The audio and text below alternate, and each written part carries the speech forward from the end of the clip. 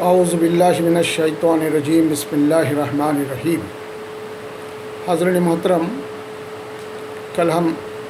چوتھے پارے میں سورہ نساء کے ابتدائی حصے کو سن رہے تھے۔ آج پانچویں پارے میں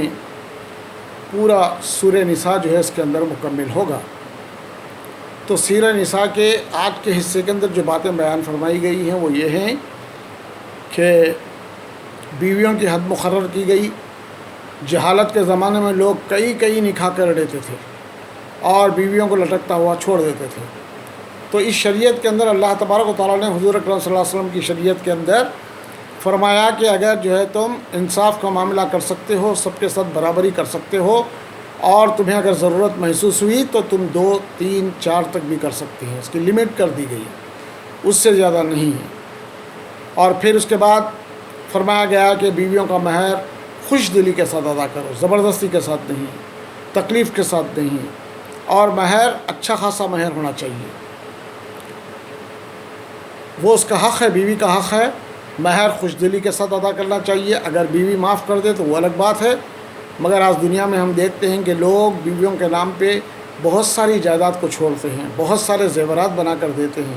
مگر مرتے وقت میں آخری میں بیویوں سے جس طرح لوگ کہتے ہیں کہ ان کا مہر معاف کر دو، مہر معاف، حالانکہ اتنا سب کچھ بیچارہ دے دیتا، زندگی میں اگر وہ مہر بھی ادا کر دے تو کتنی اچھی بات ہے۔ تو اسلام یہ پسند کرتا ہے کہ فوری مہر ادا کر دیا جائے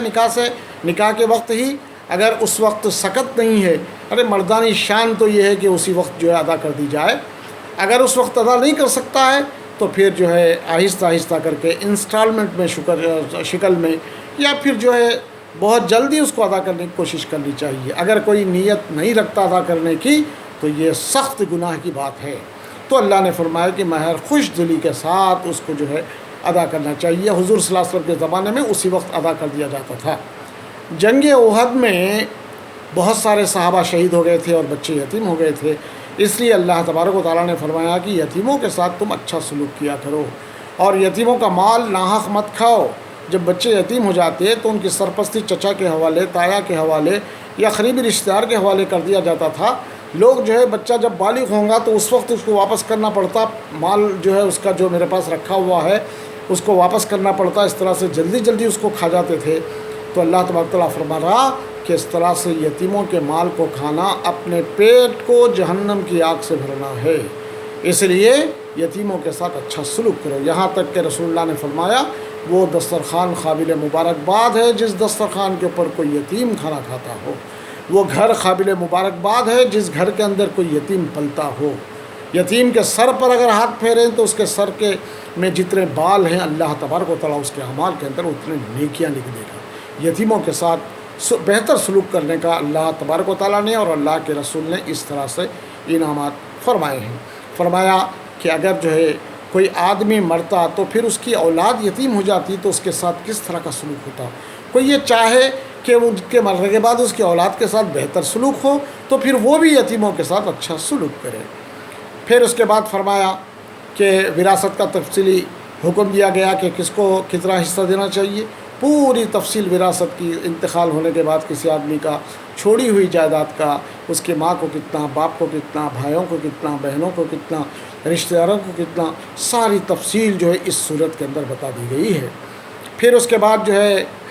فرمایا کہ ان حدوں کو جو اللہ تبارک و تعالیٰ نے جو حدود مقرر کی ہیں اس کو پھلانگنے کی کوشش نہیں کرنی چاہیے۔ اگر کوئی ان حدود کو پھلانگ کر اپنی منمانی طریقے سے وراثت کی تقسیم اگر عمل میں لاتا ہے تو پھر اللہ تبارک و تعالیٰ اس کے ساتھ سختی کے ساتھ نمٹیں گے۔ پھر فرمایا کہ توبہ کا معاملہ جو ہے موت سے پہلے تک،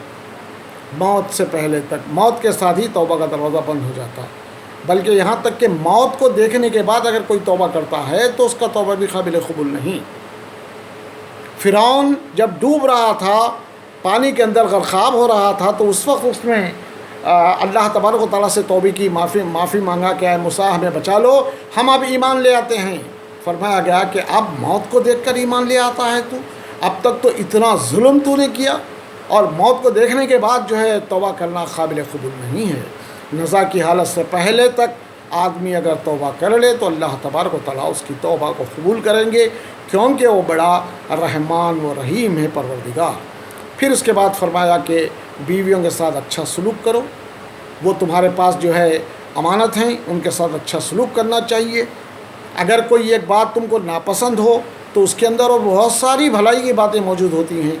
چھوٹی سی بات کو دیکھ کر تم دن کے ساتھ جو ہے غصے میں آ کر اس کے ساتھ تم بدسلوکی کرنا، یہ اچھی چیز نہیں ہے۔ وہ بھی حساس ہوتی ہے عورت بھی، اس لیے جو ہے تمہیں چاہیے کہ تم جو ہے بیویوں کے ساتھ اچھا سلوک کرنا چاہیے۔ پھر اس کے بعد اللہ تبارک و تعالیٰ نے کن کن لوگوں سے نکاح حرام کر دیا، محرم عورتیں، محرم رشتے کون کون سے ہیں اس کی تفصیل بتائی۔ وہ 14 قسم کے رشتے ہیں جن سے جو ہے نکاح نہیں کیا جاتا،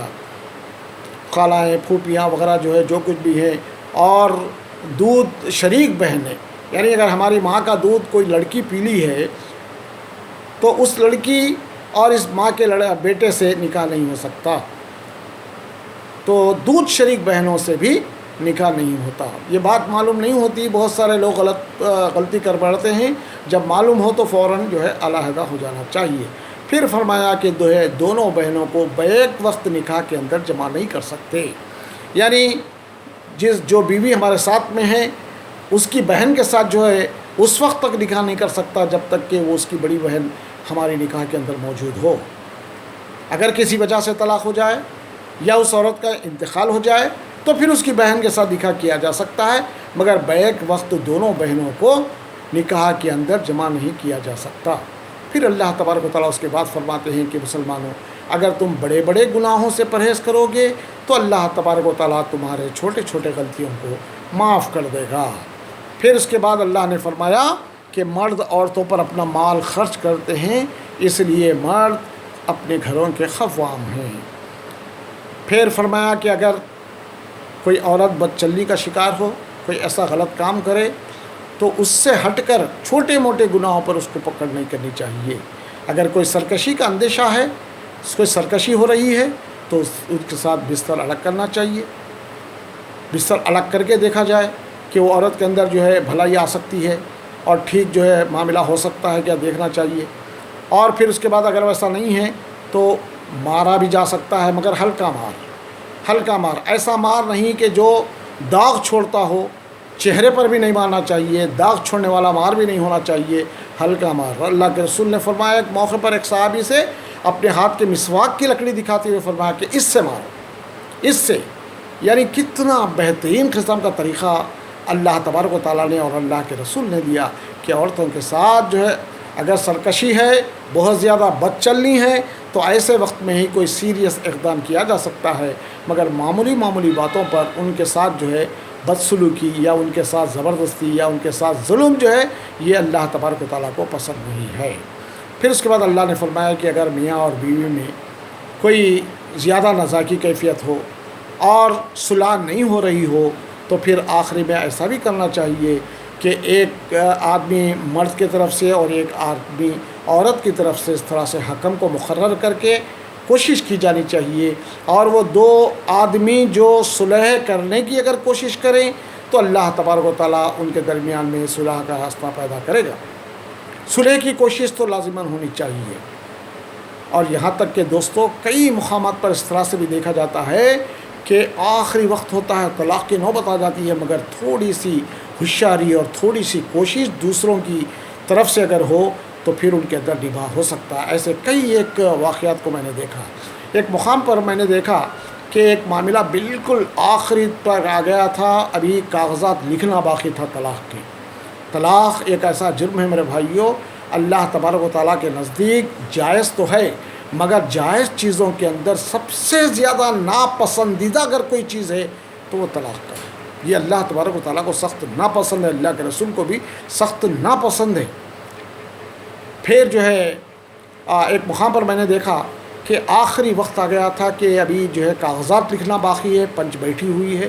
تو ایسے وقت میں لوگ جو ہے ان کے رشتہ دار کچھ کوشش کر رہے تھے صلح کرانے کی، مگر مرد تھا کہ بالکل اٹل تھا کہ نہ ہی بولے کسی صورت سے بھی میں اس کے ساتھ نباہ نہیں کر سکتا۔ ایک کمرے کے اندر جو ہے یہ باہر یعنی دیوان خانے کے اندر یہ مرد حضرات پنچ میں بیٹھے ہوئے تھے، تو اس کا جو بچہ تھا بالکل چھوٹا، ابھی تو جو ہے وہ رینگ رہا تھا، وہ بچہ جو ہے ماں کے گود سے اترا اور اس کمرے سے جو ہے جہاں عورتیں بیٹھی ہوئی تھی وہاں سے نکلا بچہ، وہ رینگتے سامنے کے کمرے میں آیا، اور خدا کی قدرت دیکھیے کہ وہ بچہ رینگتے اتنے لوگوں میں جو پنچ کے لوگ جو ہے نیچے بیٹھے ہوئے تھے، جس میں بچے کا باپ بھی بیٹھا ہوا ہے اور وہ اٹل ہے طلاق دینے کے لیے، ایسے میں وہ بچہ جو ہے خدا کی قدرت یہ ہے کہ وہ بچہ سیدھے رینگتے آ کر باپ کے گود میں بیٹھ گیا۔ جب باپ کے گود میں بیٹھ گیا تو ایک دم باپ کا دل پسیج گیا، اور اس نے فوراً بچے کو جو ہے اپنی چھاتی سے لگایا اور کہا کہ نہیں بولے میں اب اپنی بیوی کو ساتھ لے جاؤں گا۔ دیکھیے کوشش کرنے پر اللہ تبارک تعالیٰ فرما رہا ہے کہ اگر پنچایت میں بیٹھے ہوئے لوگ صلح کا راستہ بنانے کی کوشش کریں گے تو اللہ تبارک و تعالیٰ ان کے اندر صلح کا راستہ نکالے گا۔ تو اس لیے ہمیشہ کبھی بھی رشتوں کو بگاڑنے کی کوشش نہیں کرنا چاہیے، اصلاح کی کوشش کرنا چاہیے، ملانے کی کوشش کرنی چاہیے۔ ایک اور مقام پر بھی میں نے دیکھا کہ ایک چھوٹی سی معمولی بٹن ٹاکنے کے مسئلے پر طلاق کی نوبت آ گئی، اور وہ بالکل اٹل تھا کہ کسی صورت سے بھی جو ہے ابھی طلاق کا معاملہ ہونا چاہیے، ابھی کاغذات ہم لکھ لیں گے۔ تو فوری اسی وقت جو ہے ان کے بھلائی صاحب نے، اس لڑکے کے بھلائی نے فرمایا کہ ذرا ٹھہریے، میں بھی ایک صاحب کو لے کر آتا ہوں، اس کے بعد تم جو اقدام کرنا ہے کریے۔ وہ میرے پاس آئے، میں ان کے ساتھ گیا، اور اس کے بعد کچھ اس طرح سے میں ان کو سمجھایا کہ ان کا دل پسیج گیا، اور الحمدللہ ثم الحمدللہ میں سمجھتا ہوں کہ یہ 30-35 سال پہلے کا واقعہ ہے، مگر آج بھی وہ لوگ جو ہے زندہ ہیں اور مل کر زندگی گزار رہے ہیں۔ تو بہرحال کوشش اس بات کی کرنی چاہیے، مگر آج کل دیکھیے کئی قاضیاں ایسے ہیں کہ اگر ان کے پاس طلاق کا مسئلہ لے کر جائیں وہ فوراً کاغذات کو لکھ دیں گے اور ان کا طلاق کروا دیں گے۔ ایسا ہرگز نہیں ہونا چاہیے۔ اللہ کے رسول نے فرمایا کہ ابلیس روزانہ اپنے چیلوں کو زمین کے اوپر پھیلا دیتا، اور جو سب سے زیادہ بدترین کام کریں گا، یعنی ان کی بھلائی کا کام کریں گا، انسانوں کی بدترینی کا جو ہے انسانوں کی یعنی نقصان کا کام کریں گا، اس کے سر پر تاج پہناتا۔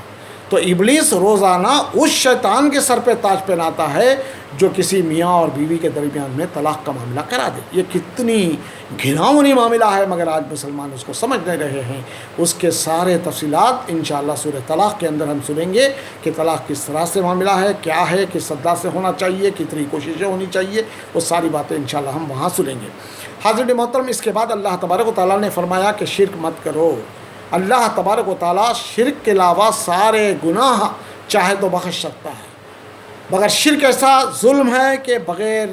معافی کے، بغیر گڑ گڑانے کے، بغیر اخلاص کے ساتھ اپنے آپ کو جھکانے کے اس وقت تک اللہ تبارک و تعالیٰ معاف نہیں کرے گا۔ ان الشرک لظلم عظیم، سورہ لقمان کے اندر فرمایا شرک بہت بڑا ظلم ہے۔ آج دنیا میں اگر ہم مثال کے ذریعے سے سمجھیں، کوئی عورت بھی اس کے شوہر کی کتنی بھی نافرمانی کرے، کتنا بھی نقصان کرے، شوہر برداشت کر لے گا، غصے میں آئے گا، کچھ جو ہے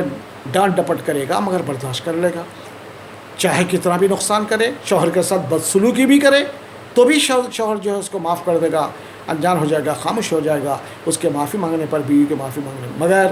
اگر کوئی عورت اپنے شوہر کے سامنے کسی اور مرد کی تعریف کرے یا کسی اور مرد کی طرف اپنے دل کے جھکاؤ کی کیفیت پیدا کرے تو کوئی مرد بھی اس بات کو برداشت نہیں کر سکتا۔ ایک انسان اپنی بیوی کو اتنا وفادار رکھنا چاہتا ہے، وہ پروردگار جس نے انسان کو پیدا کیا، نیک و سست سے درست کیا، اس کے بہترین ساخت پہ پیدا کیا، کھانے پینے کا انتظام کیا، اس کے اتنے بھلائی کے انتظام کیا، تو پھر ایسا پروردگار کیسے برداشت کرے گا کہ ایک اس کا بندہ اس کو چھوڑ کر کسی اور کی عبادت کرے، کسی اور کے سامنے ہاتھ پھیلائے، کسی اور سے منتیں مرادیں مانگنا شروع کرے؟ یہ اللہ تبارک تعالیٰ کیسے برداشت کرے گا؟ اس لیے اللہ تبارک تعالیٰ فرماتا ہے کہ اللہ تبارک تعالیٰ کے نزدیک شرک بہت بڑا ظلم ہے، اور یہ معاملہ مسلمانوں کو ہرگز نہیں کرنا چاہیے۔ پھر اس کے بعد فرمایا کہ ماں باپ کے ساتھ، رشتہ داروں کے ساتھ، یتیموں کے ساتھ، مسکینوں کے ساتھ، پڑوسیوں کے ساتھ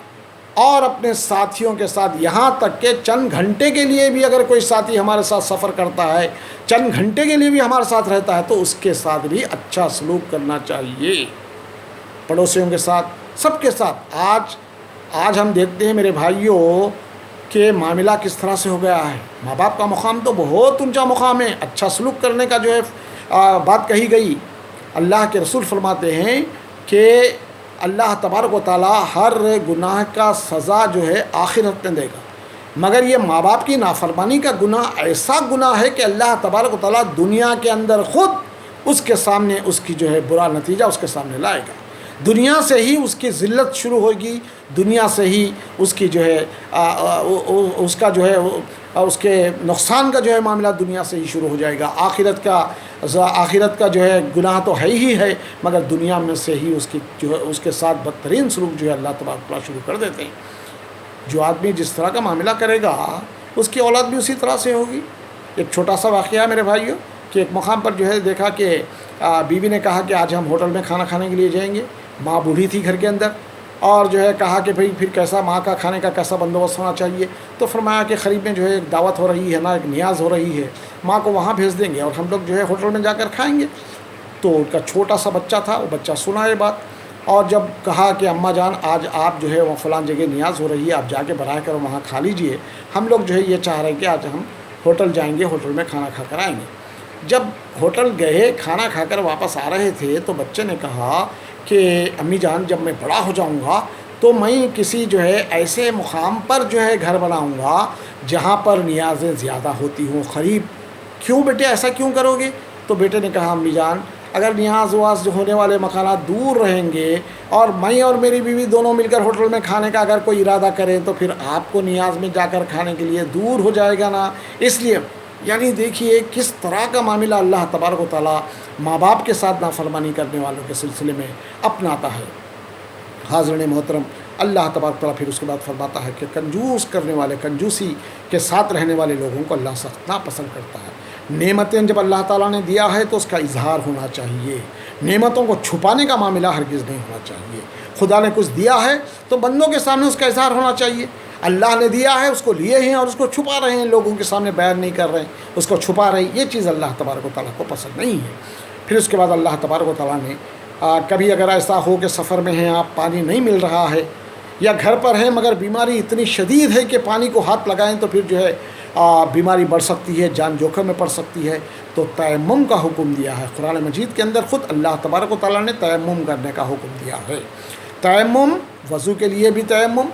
پانی اگر نہ ملے اور غسل کی ضرورت ہے،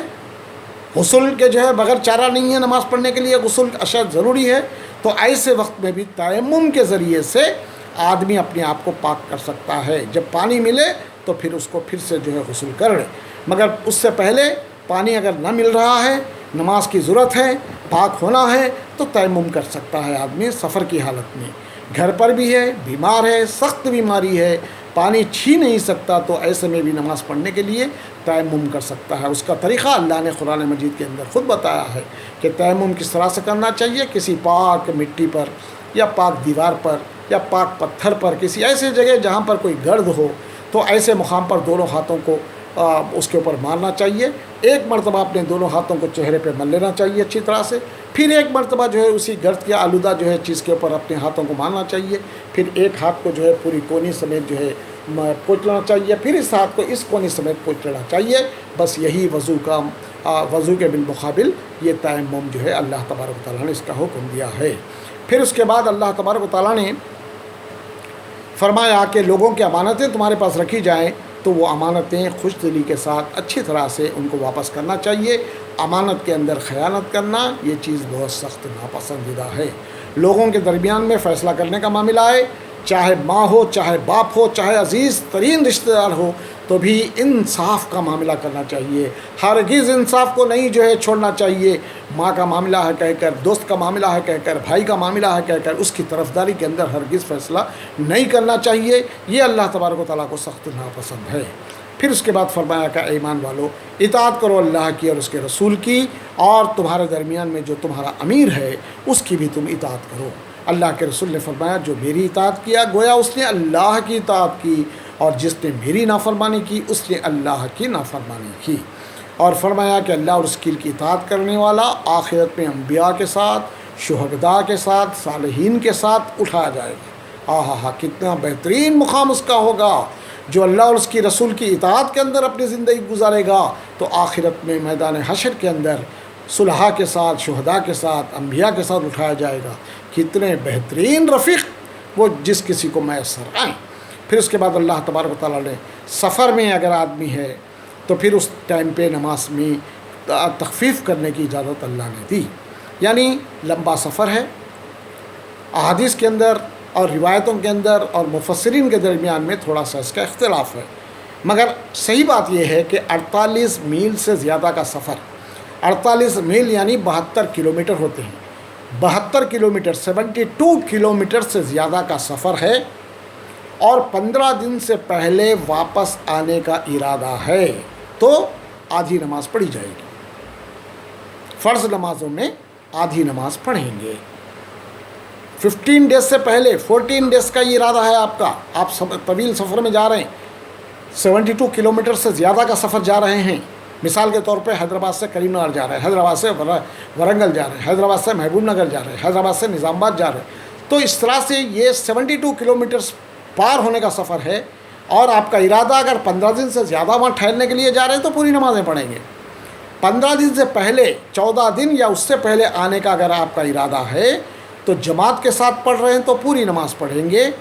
البتہ آپ انفرادی الگ سے نماز پڑھ رہے ہیں تو ظہر، عصر اور عشاء کے فرض نمازوں میں 4 کے بجائے 2 رکعتیں ہی پڑھیں گے۔ یہ اللہ کا حکم ہے، اس کو ہم پلٹ نہیں سکتے، اس کو بدل نہیں سکتے۔ اگر کوئی سمجھے کہ نماز ہی نہ اچھی چیز ہے، نہ 4 رکعت پڑھ لوں گا، اب تو میں مزے میں میرے بھائی کے گھر میں ہوں، میں سکون کے ساتھ ہوں، میں جو ہے پڑھ لوں گا پورے 4 رکعتیں، تو یہ گناہ کا معاملہ ہے، کیونکہ اللہ کی نافرمانی کے اندر آئے گا۔ اللہ نے جو تخفیف دی ہے اس سے فائدہ اٹھانا ضروری ہے۔ تو یہ سفر کے درمیان میں نماز کس انداز سے، نماز تو چھوڑی نہیں جا سکتی، پاگل اور دیوانے شخص کو ہی نماز کی چھوٹ مل سکتی ہے۔ پانی نہیں ہے تیمم کرو مگر نماز پڑھو، سفر میں ہے آدھی نماز پڑھو مگر نماز پڑھو، چھوڑ نہیں سکتے، چاہے کسی بھی حالت میں ہو، عالم تنگ دستی ہو کہ عالم خوشحالی ہو، کسی بھی حالت میں ہو، چاہے مرد ہو کہ عورت ہو، بوڑھا ہو کہ جوان ہو، 11 سال کی عمر پار کر لیے تو نماز فرض ہو جاتی ہے، نماز کی چھوٹ کسی کو بھی نہیں مل سکتی، کوئی بہانہ بھی اللہ کے پاس نہیں چل سکتا۔ کھڑے کے نہیں پڑھ سکتے، بیٹھ کے پڑھیے، بیٹھ کے بھی نہیں پڑھ سکتے، لیٹ کے پڑھیے، اشارے سے پڑھیے، مگر نماز تو چھوٹ نہیں سکتی۔ یہاں تک کہ اسی صورت کے اندر آخری حصے کے اندر اللہ تعالیٰ نے فرمایا کہ جنگ میں بھی نماز چھوڑی نہیں جا سکتی۔ ایک جنگ ایسی تھی، جنگ خندق، یہ جنگ خندق کے اندر اللہ کے رسول صلی اللہ علیہ وسلم سے کچھ نمازیں قضا ہوئی ہیں، یعنی دشمن اس انداز سے تیر اندازی کر رہے تھے کہ رسول اکرم صلی اللہ علیہ وسلم کو اور صحابہ کو نماز پڑھنے کا موقع بھی نہیں مل سکا۔ البتہ اللہ نے حکم دیا کہ نماز میں جہاد کے اندر جنگ چل رہی ہے تو آدھی فوج 1 رکعت نماز ادا کرنا چاہیے، بقیہ آدھی فوج مورچوں کو سنبھال کر کھڑنا چاہیے۔ جب آدھی فوج 1 رکعت نماز ختم کر لے گی امام کے پیچھے تو امام اسی طرح سے کھڑا رہے گا، یہ آدھی فوج جائے گی، وہ بقیہ آدھی فوج کے مورچے کو سنبھالے گی اور بقیہ آدھی فوج کو چھوڑے گی، تو وہ فوج آ کر امام کے پیچھے دوسری رکعت کو تکمیل کر لیں گے۔ اس طرح سے نماز کو جنگ کی حالت کے اندر بھی چھوڑا نہیں جا سکتا، تو عام دنوں کے اندر کس طرح سے چھوڑا جا سکتا ہے؟ میرے بھائیو ذرا سوچ کے دیکھیے کہ ہمارے درمیان میں بہت سارے ایسے لوگ بھی ہیں، 70 سال کی عمر گزر گئی، 80 سال کی عمر گزر گئی، 70-80 سال سے مسجدوں کے سامنے سے گزر رہے ہیں، حی علی الصلاۃ حی علی الفلاح کی آوازیں ان کے کانوں میں پڑ رہی ہیں۔ کئی نوجوان ہیں جو مسجدوں کے سامنے سے گزر رہے تھے مگر مسجد کے اندر داخل ہونے نہیں جا رہے تھے، ان کا دل جو ہے مسجد کے اندر نہیں لگ رہا تھا، مسجد میں داخل ہو کر نماز پڑھنے کے لیے تیار نہیں ہو رہے تھے۔ تو دیکھیے اللہ تبارک و تعالیٰ کتنا غضبناک ہو گیا کہ مسلمانوں کے ہاتھوں سے مسجدوں کے دروازوں کو بند کرا دیا۔ آج جب دروازے کھلے تھے، جانے کا موقع تھا، مگر ہم مسجد کے اندر داخل نہیں ہوئے۔ آج فرصت میں ہیں، آج مسجدوں کے پرندے بن کر مسجد کے اندر بیٹھ سکتے ہیں، اتنی فرصت کے اندر جو ہے گھروں کے اندر بند ہیں، مگر مسجدوں کے دروازے بھی ہمارے لیے اللہ تبارک و تعالیٰ نے بند کر دیا۔ عام نمازیں تو عام نمازیں، جمعہ کی نماز بھی ہم مسجد میں نہیں پڑھ سک رہے، رمضان کی تراویح بھی، کتنی بدبختی ہے ہماری یہ، پوری زندگی کے اندر ایک ایسا پہلا موقع ہے جو گھروں کے اندر تراویح ادا کرنا پڑ رہا ہے، جمعہ کی نماز نہیں ہے، ظہر کی نماز پڑھنی پڑ رہی ہے، اور شاید عید کی نماز بھی اب کی مرتبہ گھروں میں، یعنی عید کی نماز تو گھر کے اندر الگ سے تو پڑھی نہیں جا سکتی، وہ تو جماعت کے ساتھ خطبے کے ساتھ ضروری ہے۔ آپ عید کی نماز بھی نہیں بلکہ آپ نفل نماز پڑھیں گے گھر میں بھی، اگر پڑھیں گے تو عید کی نماز بھی ہمارے سے نہیں ہو سکتی۔ اللہ تبارک و تعالیٰ اتنا ناراض ہو گیا، کعبے کے اندر بھی دروازہ بند کرا دیا، کعبے میں بھی نہیں آ سکتے، تم طواف بھی نہیں کر سکتے، صحیح نہیں کر سکتے، مسجد نبوی کے اندر رسول اللہ صلی اللہ علیہ وسلم کے روضے مبارک پر بھی نہیں جا سکتے، اتنا غضبناک ہو گیا۔ تو بھائیوں،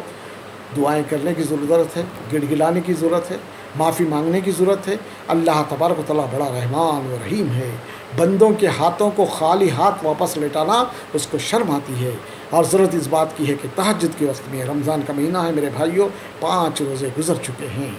5 روزے بڑی آسانی کے ساتھ گزر گئے ہیں۔ رمضان کا مہینہ ہے، سحر میں ایک آدھا گھنٹہ پہلے اٹھیں، 2 رکعت 4 رکعت 8 رکعت تہجد کی نماز پڑھ کے اللہ کے سامنے